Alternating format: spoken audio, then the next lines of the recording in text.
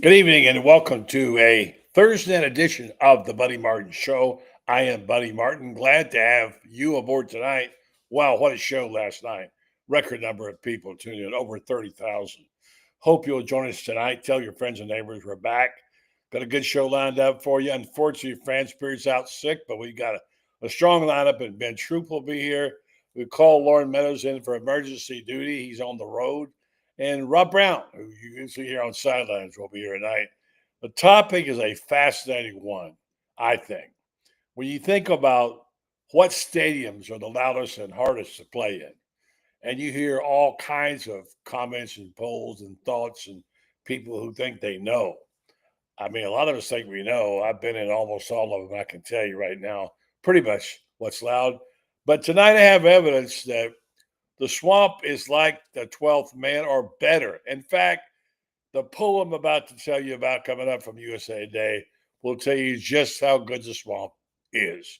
The swamp played a big role last year in the final four games. As Billy Napier comes in on a heater, maybe it'll be big for him too, because this could be a great year. I just finished writing a column I'm working on about what a terrific year this could be for the league. What a great start over it will be after the last 2 years of the Big Ten. Winning, I can already say it, winning the national championship. And now it's back to the days where the SEC could be dominant again. I think so much riding on that opening game on the 30th of August where Texas travels to Ohio State. More on that. We'll talk about the toughest places to play and whatever else you want to talk about tonight. It's your show. So come join us and tell your friends and neighbors. The Buddy Martin Show is on the air, going to be here for the next hour or so. Love to get your comments on the sideline. Just log in there. You'll see us on the right. Put your comments in. If we get a chance, we'll read them. Meanwhile, it's time for the Buddy Martin Show. Yes, it's time again for Buddy Martin. Call him up and tell him what you're thinking. But be kind because he's doing the best he can. Better, stronger, faster. Mama says that alligators are ornery because they got all them teeth but no toothbrush. Hey, what if the voice calls while you're gone? Take a message. Bye. You ready, champ? I'm ready for this my whole life. I'm incapable of small talk. But that's why you love me, right? Kind of intimidating to be in the presence of so many great athletes.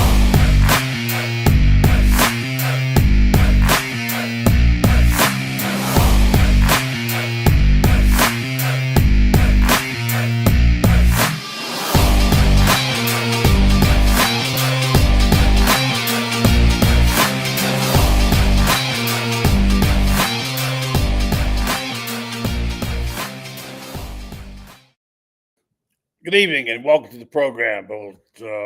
Lots of stuff to talk about tonight. Meanwhile, my Rays have just blown a 2-run lead.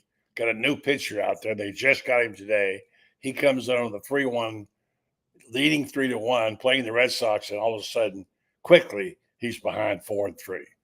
This Rays team has had difficulty in the bullpen. I'm telling you what, it'll break your heart, baseball fans. Anyway, on to more palatable subjects for you. Boy, what a show last night. Record crowd last night. We had over 30,000 people tuning in and checking us out. Glad to have the new ones and our old regulars as well, to have you coming along just a minute. As soon as our troops gather, we will have Ben Troop joining us. And Lord Meadows is lost out there somewhere on the highway. He was on his road trip. He's been on the road for a month. But he will join us from the airport somewhere. I think it's in North Carolina. I am not sure. Then Rob Brown, Mr. Consistency, who will be joining us as well. Rob will be here shortly to talk about, well, the topic du jour is, what about these stadiums? Wouldn't it be a great thing to hear? A great thing for our ears. We get a chance to listen to a crowd again roaring at the swamp. I know it is for this guy. He heard as a player. He's heard as a media person. And we'll hear it again soon. This is going to be a year to be remembered because coming soon to the swamp is the Texas Longhorns. Ben Troop, good evening to you, my friend. Good evening, buddy. Good evening, buddy. How you doing? I'm doing good. We're lagging a little bit behind in times, but thanks for joining us early in the last minute. Yeah, just sitting here talking about advantages of stadiums. There's a really good piece by Blake Topmeyer in USA Today on what stadiums are the toughest and loudest. And it's not just the loudest, because the loudest is loud. It's also the loudest, which also hardest place to win. And I've heard a lot of people letting talk about all these stadiums, how good they are. And it's a piece of cake to say, well, let's put Tiger Stadium in. Of course, they're going to be up near the top. But then I start seeing, well, is Williams-Brice that good? I mean, is Neyland Stadium that good? Et cetera, et cetera, et cetera. There's a whole bunch of people who have a thing to say. I read something tonight, though, I thought was music to my ears from a guy named Blake Topmeyer talking about these stadiums. And listen, Ben, I have no doubt the venues at the SEC, you played it all on, are just fantastic. I think I've been to all but one. And that's what makes this great game, because now that we're getting started, after all the rigmarole, as I called them, the falderall of NIL and all those things, once it's teed up and they kick it off, we're playing. These stadiums are going to erupt, and it's so great to hear that sound every fall, isn't it? It is, and I get it. I'm definitely biased, playing in Florida, and I did go to. I have been to Tennessee, I have been to Auburn, I have been to South Carolina, I have been to LSU, never been to Alabama, never been to Texas A&M. I have been to Arkansas, never been to Texas. I've never been to Mizzou. But I will say this. Is LSU loud when they're good? It's very loud. Is Tennessee loud when they're good? It's very loud. Mm-hmm. Is South Carolina loud when they're good? It's very loud. What do all those Auburn loud? Yes. What do all those teams have in common when we play them? Winning. Winning. And here's the thing, buddy. Here's the thing, though. I put up something on X talking about how, no greater environment in college football than Florida. And obviously people are going to talk about the teams that came in there and won. I get it. They're going to talk about Miami winning last year and Texas A&M winning last year and, different things of that nature, right? Ask LSU how hard it is to win in Florida. Mm-hmm. Ask Ole Miss how hard it is to win in Florida. Mm-hmm. Ask Florida State how hard it is to win in Florida. And I think the thing about it is, buddy, it is a correlation. Now, I'm not tripping. It is a correlation to your team being successful and the crowd feeling as though their impact is being felt. I get that part. I get that part. But buddy, last time I checked, right? It's two Death Valleys. One's in Clemson, one's in LSU, right? It's two of them. Okay. Tennessee got 100,000 plus, and I ain't taking nothing away from them. It's been a long time since Auburn had something to feel good about. Never played at Georgia, so I don't know about playing between the hedges. I've been at South Carolina when they did a whiteout one year when we went up there. They did a blackout one year when we went up there. Mm-hmm. Florida is different for so many reasons. And here's the thing. When Florida is rocking, it's just a different atmosphere. You can ask opposing players. You can ask former coaches. You can ask I'm like you, buddy. Yes, Florida is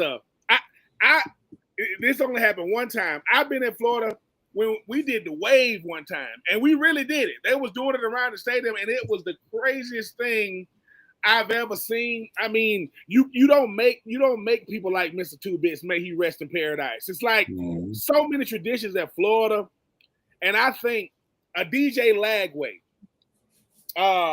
Eugene Wilson, Dallas Wilson, Vernell Brown III, and Jaden Ball know what it's like when he had his 5 touchdown game against Kentucky.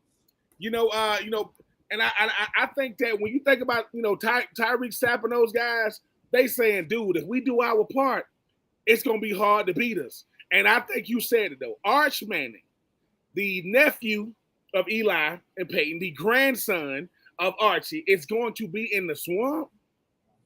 Texas is gonna be in the swamp. That is going to be must. That is going to be standing room only.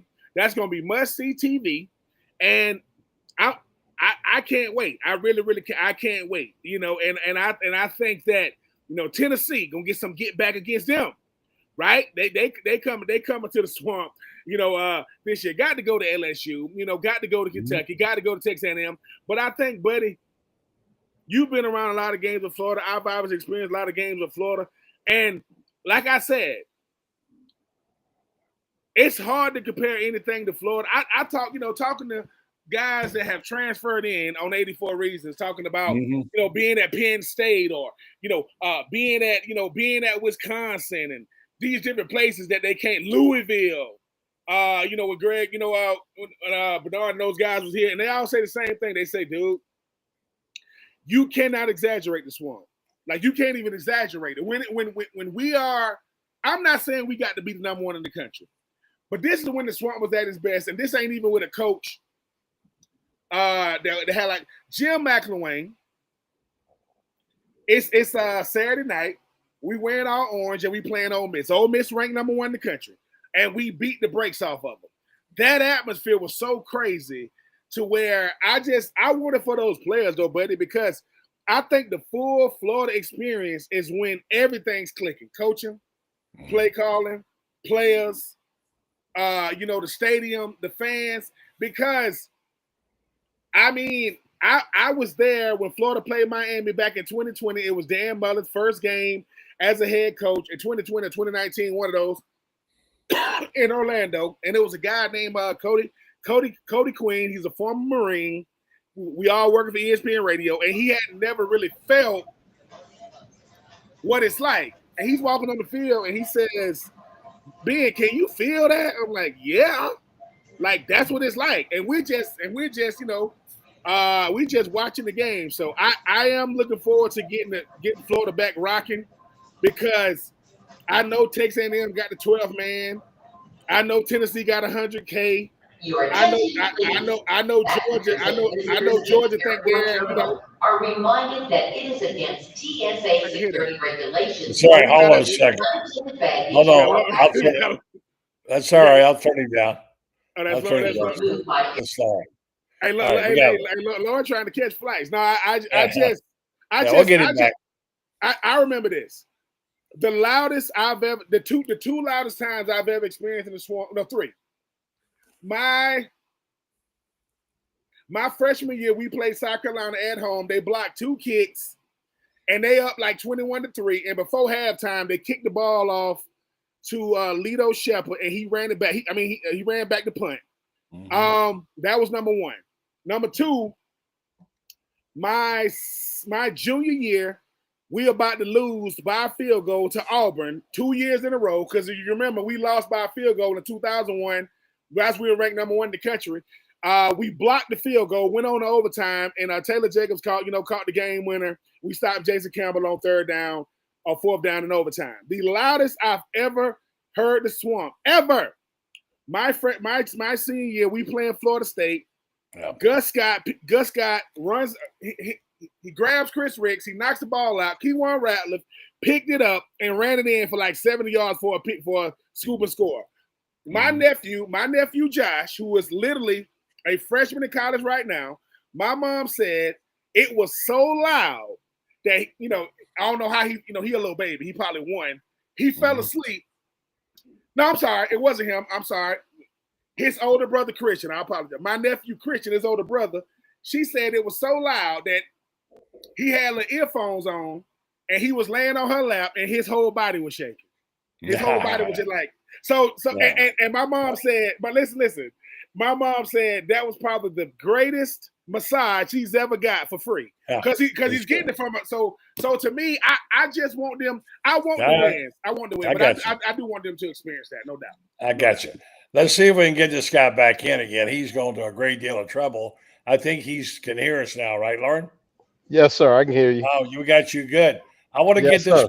I want to get this premise in right now while I got you guys, because I don't want to lose you.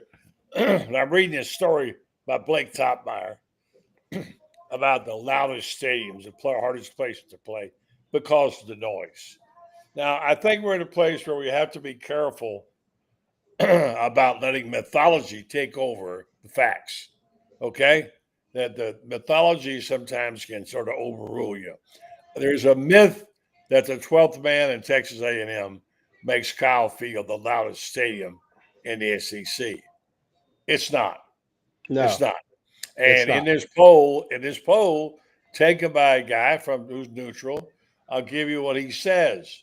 I'll tell you what he says in this thing. So if you're ranking the stadiums based on what you know and being there, it's nothing to do with who you follow, what your team is. Just basically how loud, how tough it's to play. Well, everybody's going to give it to LSU, right? I mean, they're pretty just because that's what LSU is supposed to be, the loudest place ever, right?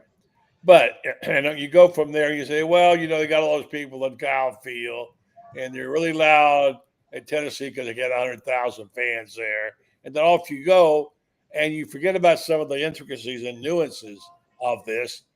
Take the stadium itself, why it's so loud there at the Swamp, the way it's built, the way it's in a bowl, the fans are on top of you. You add in the hostilities like the humidity, etc., and that's why it's called the Swamp.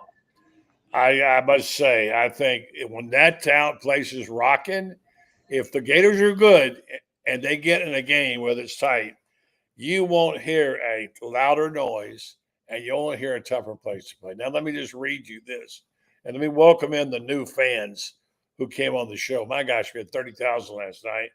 Appreciate that. I want to make sure people know who these fine gentlemen are. Lauren Meadows, Coach Meadows, we call him, has his own show. I think it's called the Lowdown. Am I right, Lauren? I forget. Yes, sir. It's called the Lowdown with Lauren Meadows. Yes, sir. Yeah. So he's there Tuesdays, and he's with us on Thursdays, but he was off tonight because he was out of town. But we got him back on because Franz was sick. Thank you, Lauren, for doing that. And you could thank Delta as well because I'm stuck in Asheville, North Carolina for a flight. So trying to get back to Gainesville. So my goodness. Well, we just might do a show all night here with you. But I'm working on it. I don't think I'm gonna get out of here until it's crazy. So anyway, so people are coming on here the first time saying, "Who's Buddy Martin?" I'm the host of this show 4 nights a week, and actually 3. Lauren hosts it on Tuesday nights and weekends that we do, and of course on with Shane Matthews on Pot Out with Matthews on Tuesday morning. And here's the premise. We're going to be hearing that crowd noise again, sweet music. Mm-hmm. Where is the toughest to play? Where is the loudest to play? This comes from Blake Topmar. He says, here's how I rank SEC's toughest stadium. Blake Topmar is not a Gator, okay?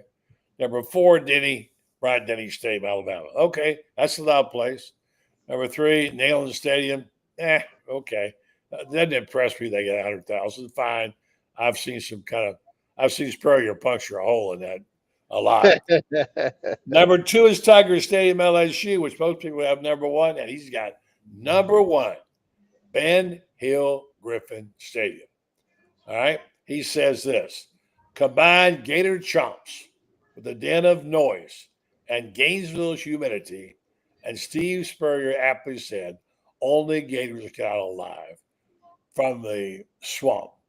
Florida's fans belt out Tom Petty's "I Won't Back Down." I'm glad they put that in there before the fourth quarter to create one of the college football's most memorable scenes. Florida boasts a .714 home winning percentage against SEC opponents the last 10 years compared to a .48 on the road. That's the definition of home field advantage. Well done, Blake Topmar, I think, don't you, Lauren? Yeah, he hit it right on the nose. I mean, obviously we're a little biased, and I would put, the Swamp, just the atmosphere, the heat, the humidity, just what that means on a hot game, 3:30, game, or even a hot night, 7 o'clock start, the fans right up on you. And I mean, I've seen it we saw it. I think it was the Auburn game in 2019.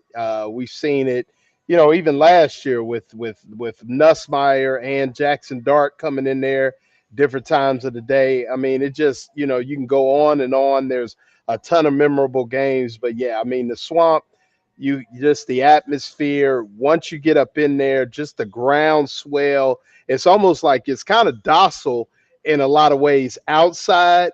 But then when the students and everybody come, I mean, once they get in there, man, and then the other thing is, it's even loud, like because of the way that it's made, and it's kind of cavernous. That's the point.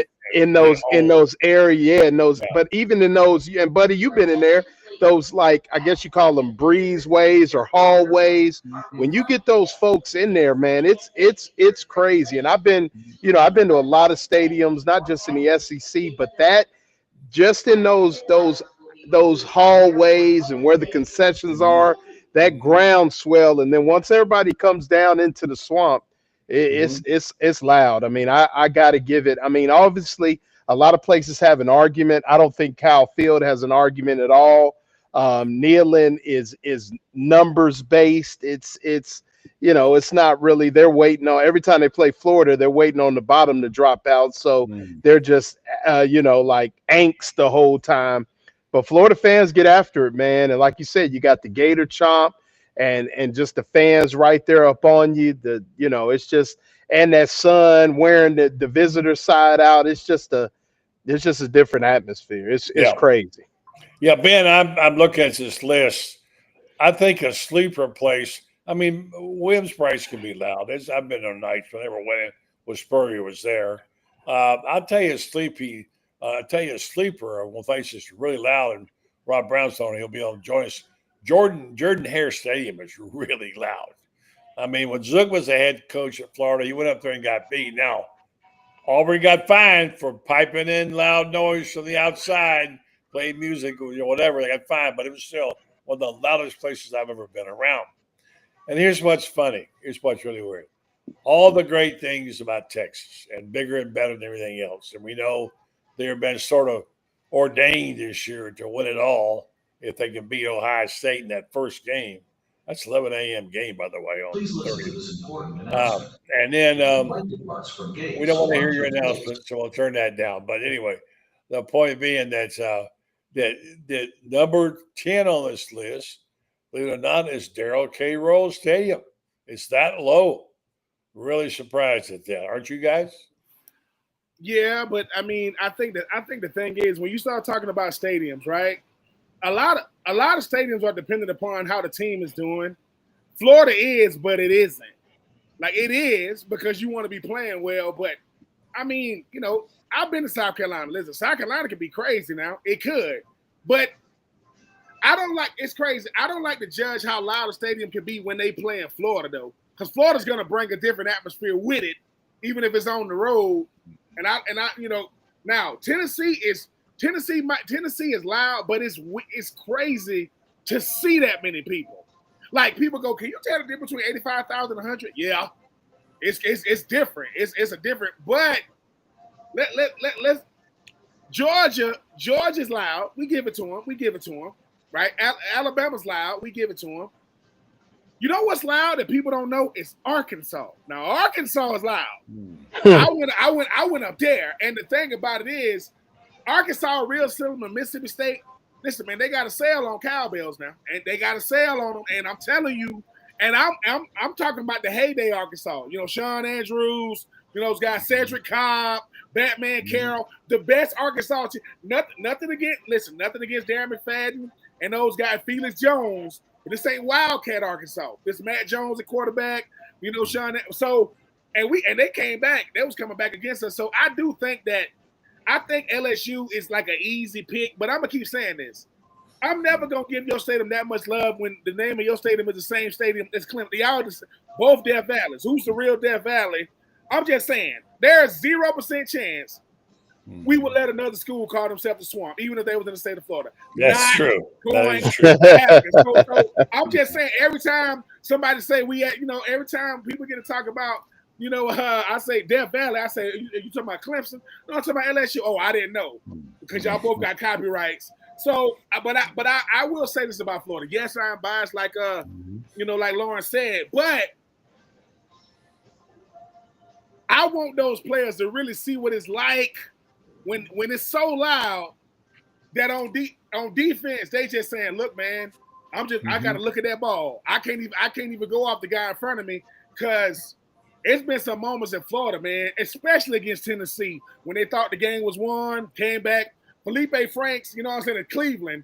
I mean, that was crazy. That was unbelievable. So it's been so many moments, and I'm gonna tell you a moment that's going by the wayside. 2023. I want to say that's Billy Napier's first big win in the SEC at night.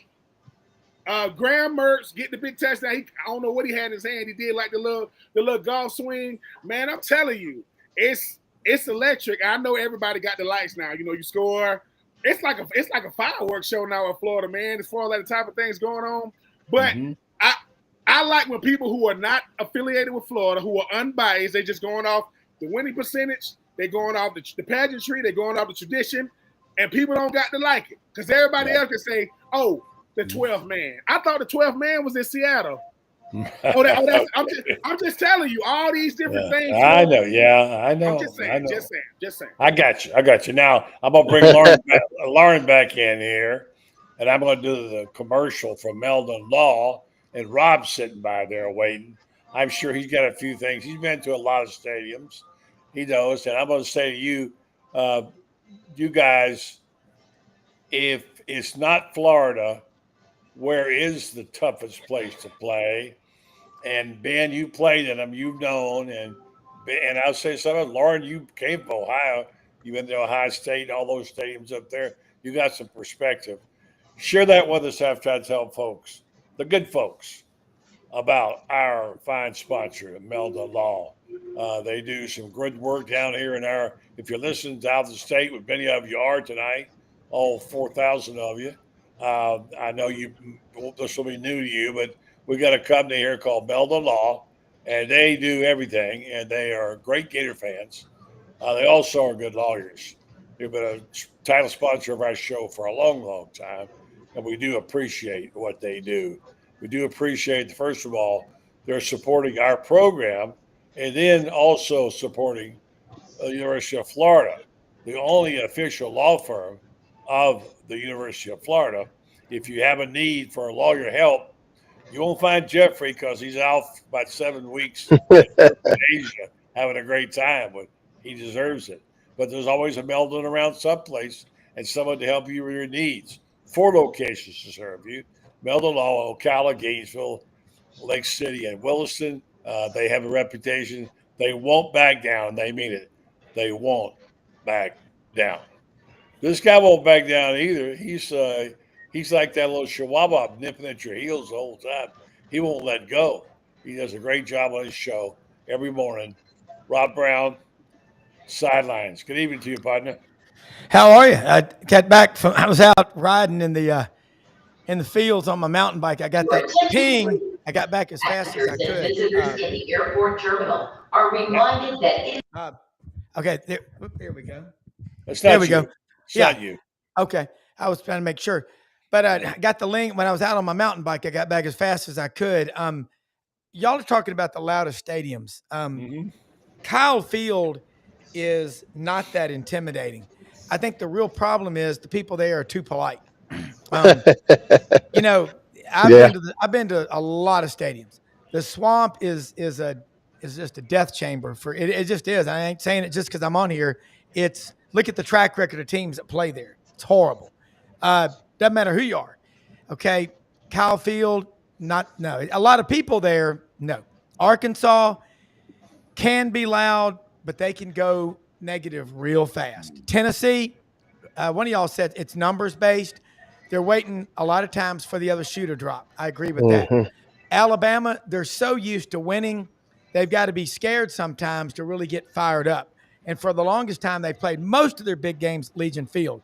Jordan-Hare, because Auburn football fans lately have had to enjoy their championships in dog years. It's a long time between them, So that's a tough place to play. Georgia, yeah, no doubt. South Carolina, because they're desperate. That's tough. Vanderbilt, that stadium, they're doing a retrofit right now. My wife calls it a Skinner box. Remember the behavioral psychologist, B.F. Skinner? Trying to get out of that thing is like trying to get out of the Skinner box. So LSU and Florida, no doubt, 2 toughest in the SEC. Besides, I think Jordan-Hare is a nightmare at night. But Kyle Field, that is somebody's brother-in-law or mother-in-law doing somebody a favor. I mean, it's a hell of a place to go. Don't get me wrong. But it's not even in the same galaxy as Tiger Stadium. By the way, Blake Topmeyer ranks at 7th. I saw it. And ranks Texas, but like 10th or something. So, well, yeah. Ken Capps, who covers Texas for us, is right. And Dave Cody, my friend, who was a sports anchor at Channel 7 in Austin for years, about twice a year, they really get jacked up at DKR. That's about it. They're going to have to get used to it. Talk about Texas. Most of their fans were born on third base and think they hit a triple. You like fan bases that are hungry and desperate and they'll get after your ass for the full 60. That's Clemson, by the way, was Death Valley in 1939. LSU didn't start using that name till 1959 when Billy Cannon returned that punt that if you haven't seen it, you obviously have been living underground in a cave. I listened to it live. Listen to it. It wasn't on TV. That's awesome. Yeah. I mean, but see, you still remember it. You were a little kid. Still one of the great moments in college football. Unbelievable. You got to remember how much of a rivalry LSU and Ole Miss were in those days. Yeah. Mm-hmm. Cannabis. Anyway, yes. Yeah, I know you have that going there and a lot of perspective, Rob. I appreciate it very much. You get down to at the end of the line, even Vaught Hemingway in this poll finishes really low, like 14th. Which the Grove was a nice, gentle place, but Topmeyer ranked it really low. And then Oklahoma, you think they'd be higher than 9th. So these places that are proven, like Tiger Stadium, Swamp, etc., they're just really unbelievable venues. And I'll tell you, if you're a college football fan, if you've not done it, it should be on your bucket list. And Rob, I know you have. Lauren, you experienced a lot of. The Horseshoe is pretty loud. I've been there.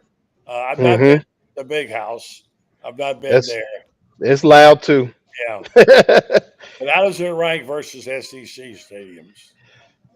I mean, Ohio State is up there. It is. I mean, because like I said, everybody in the SEC likes to say it just means more, except for in Ohio. I mean, because you talk about an entire state with really one big show in town ascending on Columbus every weekend or every home weekend.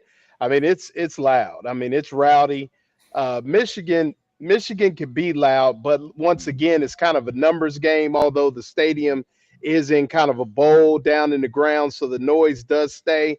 I mean, and it's rocking. I mean, it is, but Ohio State, I would put the Horseshoe up there with LSU, with the Swamp. I know I'm gonna get in trouble for that. It's not better than the Swamp. I want to say that, but it is a SEC type atmosphere. But it's just like, I guess it's like loud, as loud as you can play, like the loudest symphony. That's what Ohio State is. It's just loud, but it's like classical. Whereas like the Swamp is like, remember that group Megadeth, hard rock group Megadeth? Yes, Buddy has all their albums. Yeah. The Horseshoe is more like Tchaikovsky's 17th, but it's on blast with like some hip hop in the middle of it. So that's kind of the way it is. Yeah. But it's jumping for sure. But I would say, I would throw this out there too. Vaught Hemingway, I was actually surprised. I kind of did a two for last year. I went to Mississippi State, Florida. I love that place. And then, yeah, very, very comfy, very cozy. But that's what it was. It was just kind of, because I think it only seats about 55,000, something like that. Yeah. Okay. Yeah. So, and you could tell it reminds me a lot of the same way when you go to a game at UNC, even when Mac Brown was there the first time, very similar. Yeah, but it doesn't really move you once you get in the stadium. Now the Grove, that's a whole nother, and a lot of Florida fans will get to experience that. But as the end, I would put them down in the bottom tier of the SEC stadium. All right, let me reset things. We have a big crowd tonight watching this show. I want to tell folks who we are, what we are. I'm Buddy Martin. I read a column also on GatorBaitMedia.com. Franz Beard normally here tonight. Also, well-known writer. Come visit us there. Join if you'd like to join us. GatorBaitMedia.com. Ben Troop, the famous tight end, former NFL player. has a podcast very well known called 84 Reasons. He's a regular with us. We're so glad to have been. Lauren Meadows. Lauren's been with us for a while now. It's like family. Came down from Ohio. We took him in as an Ohioan. He was a Gator fan and trying to survive in Ohio. He discovered us. He thought he died and gone to heaven. Yes, sir. I'll never forget the day he met Steve Spurrier the first time. Man, almost cried. I know. And then my buddy Rob Brown, who does a terrific show, growing all the time, SEC Sidelines. Every morning he's on in the afternoon, Auburn Undercover. How many shows you got, Rob? About 9? I think this channel has 8 on here now, so it's a family one-stop shop for the SEC and college football. Yeah. And Rob's my co-host on Tuesdays, so check him out on the Lowdown with Lauren Meadows too. He's like the Ed McMahon, so he's out there. Well, that's not all. That's not all. That's not all. Coming up soon is going to be the Panhandle podcast with Buddy Martin and and Rob Brown, who is a frequent visitor to the Panhandle. Knows it like the back of his hand. Asking for a restaurant, a beach place, whatever. He'll take all. I'm expecting Ben to show up here one of these days. I don't know. So, all right, I'm going to leave you guys this for a second. I want you to think. Dear Lord said, you guys got one Saturday left. And you can come see one football game. Where do you want it to be? And who do you want to be against? And tell me why. What stadium and what teams? Can't have the Swamp. Can't have the Swamp. That's out. Who wants to go first? Got one to see. One football game to see and one stadium to go in. Can't be the Gators. What teams and what particular, venue? Got one? I guess I must have stumped you. I got one. All right, go ahead. If I get one game, one stadium, and it can't be the Swamp. No. Give me Florida, Georgia, Mercedes-Benz. Yeah, that's pretty good. Yeah, that's pretty good. That's because that way. Because since they always said, well, Florida got the advantage because they in Jacksonville. Mm-hmm. What you gonna say? We come to the ATL. So give me Florida, Georgia, Mercedes. And we coming in a couple years. We coming. And when you talk about a beautiful stadium, it better be a beautiful stadium. It ain't nothing else. And I'm talking about the Falcons now. Mercedes-Benz is no bad seat in the house. I mean, that stadium is beautiful. So give me Florida, Georgia, because I got to go see they call it the Jordan Bowl back in the day when it was Florida versus Michigan in the Chick-fil-A Peach Bowl when I was up there. So give me Florida, Georgia, Mercedes-Benz. One last game. Let's do it. That's a good one. Okay, you kind of violated the spirit of it, but I'm gonna give it to you. I'm not picking no other SEC stadium. Okay. They're not gonna get it. Not for me. All right. I'm not gonna pick Florida because that would be selfish. But you got that one in under the wire. So I'm gonna pick two teams at the heyday. Right now, the heyday's different. It's coming up now, and I'll tell you what. They got one coming up on the 30th of August. That will be great to see. And that is Texas and Ohio State. The 30 at 11 o'clock game, right off the bat, is going to set the guidelines for who's the boss conference, all of a sudden, because the Big Ten's won 2 in a row. And that's a huge game. But I'm talking about a mythical game, so I'll go this route. I would like to see actually an Iron Bowl game where both teams are really good. I think that place is rocking and great. Since I can't pick Florida, the Iron Bowl would be a great one. That's my thinking. Rob? I can't pick Florida.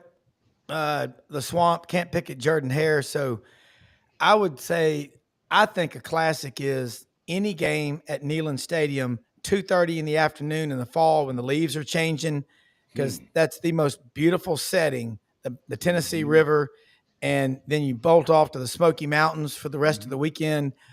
Get you a cabin up there, Pigeon Forge, somewhere in the Smokies. Hard to beat that because Halloween only comes October 31st. And if you're an Auburn fan, you can count on one hand the number of times in the last 50 years Auburn's won at the Swamp. So I'm glad we don't have to, I'm glad that I don't have to talk about that one. But I will say the Swamp is architecturally, it's a gem because it goes underground, but it's still an above ground stadium. And what makes it so incredible is the heat and the humidity are trapped down there. Mm-hmm. And if they ever mess with it, they'll regret it. Well, that's what's coming up. The topic of du jour is how will it change? A lot of Gator fans are really, really upset about what might happen to it. And, you know, they've been promised by Scott Strickland and everybody won't, the integrity of the stadium won't change. You know what they're going to do. They're going to put a lot more luxury boxes in for more money. That's the whole gig right now these days. It's going to change. He promises it won't change the atmosphere. It'll be just as loud, et cetera, et cetera. But I consider it a privilege to be going there since I was in college at that stadium. And we didn't know what we had. Give Spurrier credit. He had the foresight to know to name it the Swamp. Give it a name. Yep. And play on the features of the stadium that make it a tough place to win. I mean, Death Valley wasn't very original for LSU to copy Clemson, let's be honest. But the Swamp is one of the most iconic names in sports, let alone in college football. And people know it. You know, a lot of people know it. So, all right, so let's talk about that Texas game. Well, I didn't get to say my. I didn't get to give my no, drink. I'm sorry. I thought you did.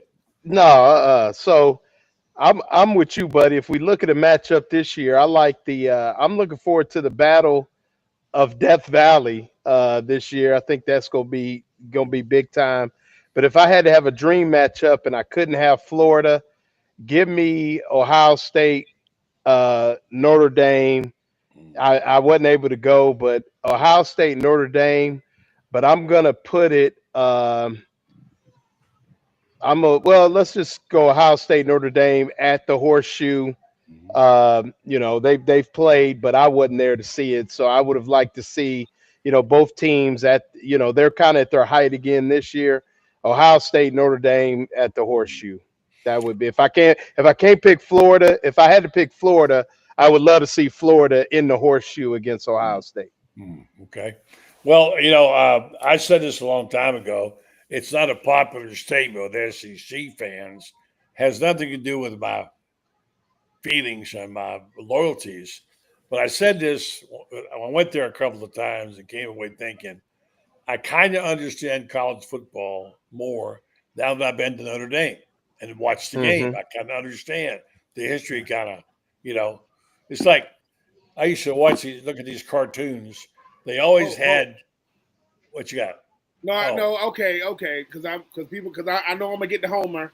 I was trying to avoid this, but to go back in the day, was it Catholics versus the convicts? Ain't Notre Dame playing Miami? Miami this year? So I would go Notre Dame. The Catholics, I could already see the 30 for 30. They're gonna play it 30 times per game. So give me Catholic, and if I'm not mistaken, I think Mario Cristobal was on one of those Miami. If I'm not mistaken, I don't know. But 86 to 90. Yeah. Okay, so give me Miami. I mean, give me Notre Dame is a huge, and basically, if your daddy played in the NFL and you're a D1 athlete, you're going to Notre Dame these days. Everybody, I mean, whether your last name is Bettis or Burris or Fitzgerald or Jermichael McFinley or Thomas Davis or Ike Taylor, my son is 2 years out. So if Marcus Freeman want to come holler at us, I'm just saying, not trying to, but give me Miami. Notre Dame, I think that's going to be a classic. I'll take that. Okay. I'm sorry, I didn't mean to leave you out. I guess I was trying to make a point about Notre Dame. And I was going back to the days of when I was a kid and read the comics. And I was seeing these people with these umbrellas that were turned upside down. I thought, what is that about? I've never heard of such a thing. I've never seen that happen. And then I moved to New York, and I lived there, and I saw umbrellas turned upside down in trash cans. Because that's what they did with the old umbrellas there. My point being, when I got to Notre Dame and got to South Bend and saw the stadium, I said, okay, I get it now. If you want to say to me, if a Martian came down here and said to you, Ben, what's college football? Lauren, what's college football? Rob, what's college football? I would say to them, go to South Bend to Notre Dame to a game in October when the trees are all over. See Touchdown Jesus, see this stadium. So much tradition there. And I'm a big tradition guy. Yeah. Yeah, no doubt. But Marcus, Go ahead. do you know Marcus Freeman, Lauren? Yes, I do. Known him since he was 15. So he was Yes, the leading coached against him, everything. Yeah. leading tackler against Florida in the 06 national championship game. One thing, I've got a lot of notes. I went to Christian Brothers High School in Memphis, founded in 1871 on Adams, the LaSallian brothers. Our uniforms, purple and gold helmets. I've never seen anything until you see a priest in mass leading off before the homily talking about the Notre Dame game from the day before. It's a big deal. Marcus Freeman reinstituted the game day mass at Notre Dame. He is the most beloved Notre Dame coach in a long time. He brought that back. He brought back the tradition of Notre Dame. And another tradition up there that's really big is, they get those big steel 55-gallon drums, the garbage cans, fill them up with old style beer and eat brats. I mean, they don't eat the greatest food, but it's beer and brats. I have not been to South Bend, but I have a lot of friends that have. I'm with you. You could come in here from any planet in the hemisphere, and that's college football. Just nothing like it. So many great. Back to that game. On the 30th. Huge game. What a way to open the season. Already you've had an argument about the starting time. It's an 11 a.m. game, which sucks, I'm sure, for Texas. And at Ohio State, and they requested the time to be moved, and Ohio State said, no, we're not moving that time. Obviously, it's an advantage to them. They're going to get it on. I think Ohio State will be about a 3-point favorite probably in that game. And it will decide a lot of things, not the least of which we got to see the world-famous Manning in his debut as the quarterback. It's hard to believe that he's been there. This will be his third year, but it is. And I think he may be everything we thought he would be, but Ohio State's really good. I think that game was huge. Everything after that, that's opening day, by the way, the 30th of August. Is that a good thing or a bad thing, Lauren? I mean, that's a buzzsaw, man. I mean, we had, my brother, Ohio State grad, and he's a big football guy, keeps his ear to the ground there. And I mean, that's a buzzsaw, man. I mean, Arch Manning may be good. And one thing I'll say, if they come out of there with a win, he's going to earn it. So, I think that's the thing is you go into there. It is, like I said, you going into one of the top 3 or 4 places, the toughest places to play. I mean, he is going in a buzzsaw. They are going to be a good football team. Matt Patricia running that defense. He's going to see some looks he's never seen before. I guarantee that. And how he adjusts to that is going to be key. So, it's going to be a key to see where Arch handles that. And like I said, if he goes in there and gets it done, then he'll make a believer out of me because that's a buzzsaw. And I mean, you got Jeremiah Smith, who probably is the best player in the country overall. And I mean, it's going to be tough. So,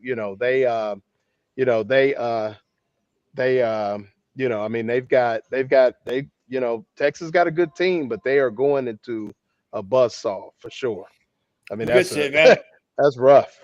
Who gets the advantage in that game, Rob? I'm going to give it to Texas. I think the road team has the advantage in those 11 a.m. games. I like to bet lines. Home crowd a lot of times gets there late, 11 o'clock. They're hungover. They're just you jump on top of them 14-0. That's over. So I think Texas goes up there and does get a win. I really like that. It's an advantage to be the 11 o'clock team on the road. Did I read is that 11 or 12, buddy? Is 12 Eastern? Yeah, 12 Eastern. 11. Okay, so 12 o'clock Ohio time. Big noon. Yeah. Big noon. Yeah. Okay. Yeah. I didn't want to miss it. I was making sure I wasn't going to be late. Yeah, I forget I'm on the other side of the Chattahoochee. You're not going to miss yeah. it. Don't worry. Yeah. Okay. Yeah. Yeah. So for sure. I'll text you. Yeah. Yeah. Okay.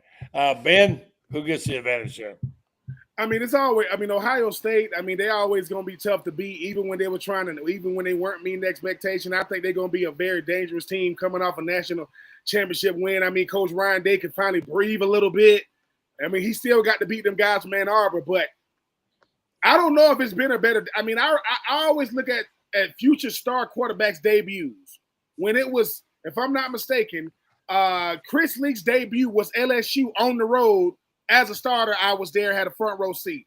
Johnny Manziel's debut was at home against Florida in 2012. That was his debut. Yeah. Arch Manning, I mean, I don't like the whole comparing him to Tebow stuff. I don't think that's fair to the young man. Paul Feinbaum can say whatever he wants to say, but he is a Manning, right? And he wanted his own legacy. He went to UT, just not the one his uncle went to. He went up there to Austin. Everybody will be watching, and I'm going to keep saying this. The best football players play on Sunday. The best variety of football, it's on Saturday. It ain't even close. Texas, Ohio State, that's week 1. I mean, so I do think, listen, Texas is never going to lack talent.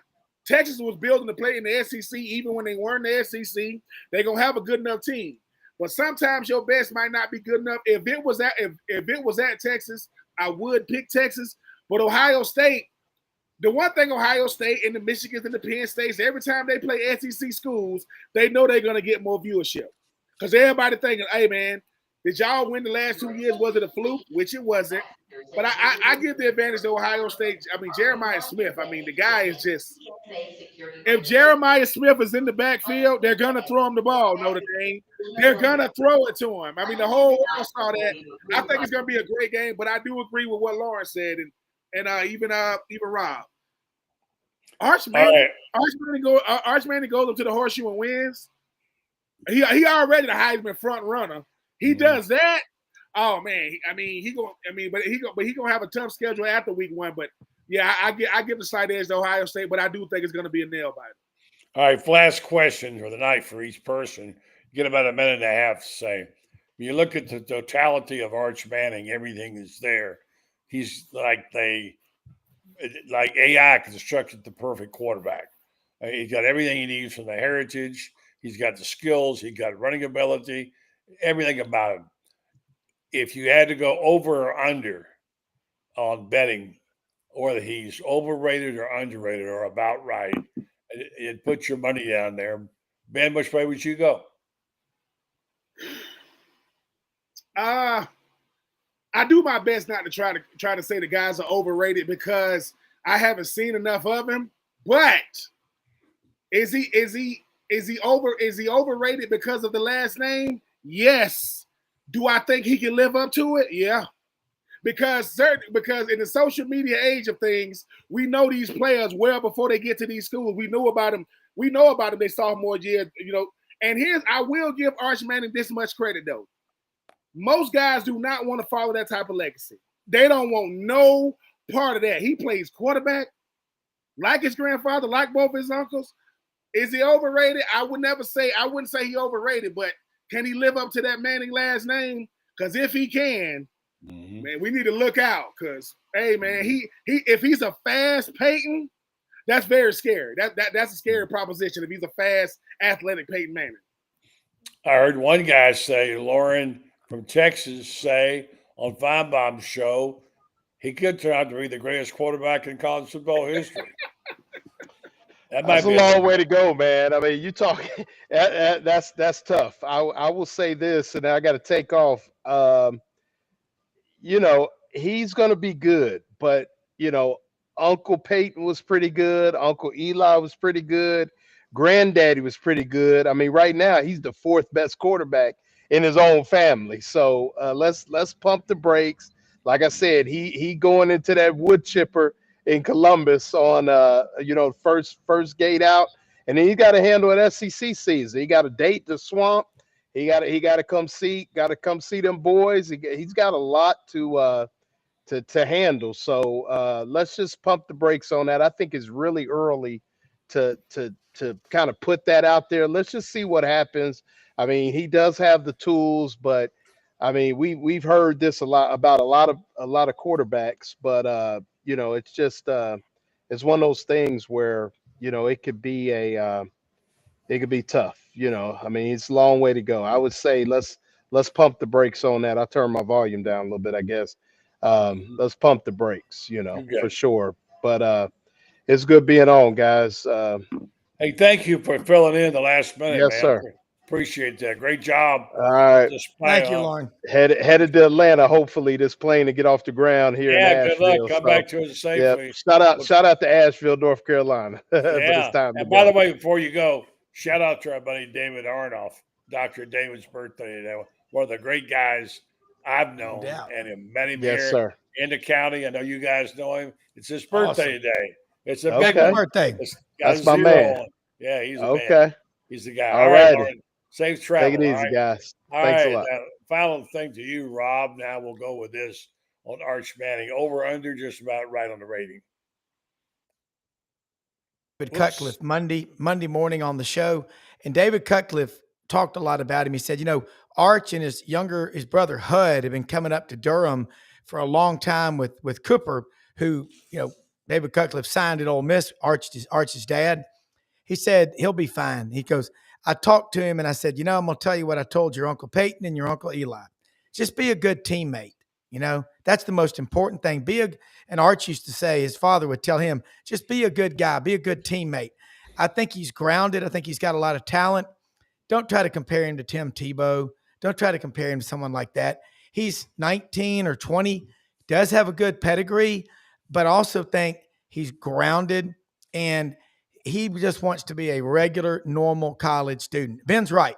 That last name, you know, that's tough. I mean, everyone's expecting so much out of you, but I think the metric that the NFL looks at is a 30-game college career.